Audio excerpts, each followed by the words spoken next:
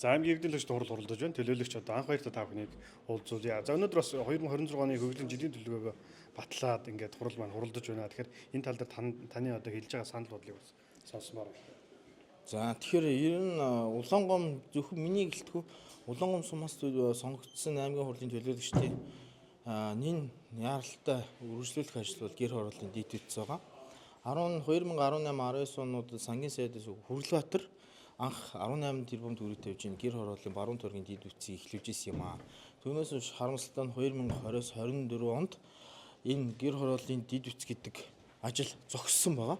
Тэгэхээр энийг гол одоо арчилсан нам ардын нам гэлтгүү Улсын хурлын гишүүд Улсын хурлд нэр дэвшсэн ч бай аймгийн хурлд нэр дэвшсэн ч бай бүх хүмүүс энэ дэд бүтцийг ярьж амлаж мөрөн хөтөлбөртөд оруулж гарч ирсэн. Тэгэхээр энэ ажлыг манай танаагүй эрх баригч сөрөг хүчин гэлтгүү төлөөлөгчд маань хамтарч шийдвэрлэх энэ араас хөөцөлдөх итгүү зүтгэл гаргах ийм шаардлага байна.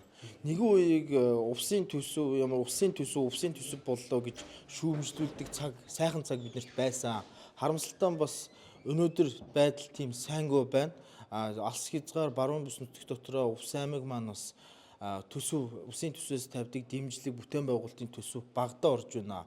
Шудраг бус байна гэдэг зүйлийг би бас зөвхөн аймагтай биш бас улсад бол намын нөхдөдөө улсын хурлын гишүүдэд ярьж явж байгаа, шаардлага тавьж байгаа. Энийг бас ганц хүн шаардлага тавихаар 35 төлөөлөгч бид нэр хэдийн намаас нэр дэвшсэн гэсэн чинь энэ ард иргэдийг төлөөлж гарч ирсэн. Ард иргэдийн төлөөлөгч ард иргэдийн тулгамдсан асуудал бидний тулгамдсан асуудал байх хэрэгтэй. Тийм учраас нам харгалзахгүй өөрсдийн сонгогдсон гишүүдийн энэ шаардлага шахалтаа тавья.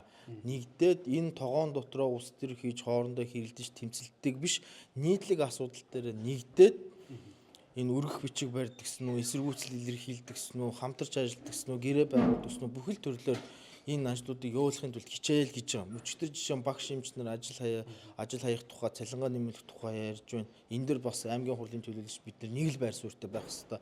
Энэ хүмүүсээ дэмжих хэрэгтэй. Яагаад тэгэхээр бид нар эндээ амьдарч байна. Энд байгаа асуудал бол бидний нийтийн асуудал болохоос ш арчилсан нам ардын намын аль нэгнийх нь асуудал биш ээ гэдэг үднээс хамтарч ажлыг хийж байгаа. Нэг үеийг бодоход одоо манай аймгаас бас манай энэ тойргоос улсын хурлын дарга сонгогдсон байна, эрчим хүчний сайд сонгогдсон байна, сөрөг хүчний дарга цогт гэрэл байна тийм ээ. Бас нөлөө бүхий улс төрчд байна. Тэгэхээр энэ нөлөө бүхий улс төрчдөө бид нар бас шахал шаардлага хүсэл тэмүүлэлээ тавьж яж асуудлууд шийдвэрлэх нь бидний энд одоо ард түмний төлөөлөл сууж байгаа гол одоо зорилго, гол ажил байна л гэдгийг ярьж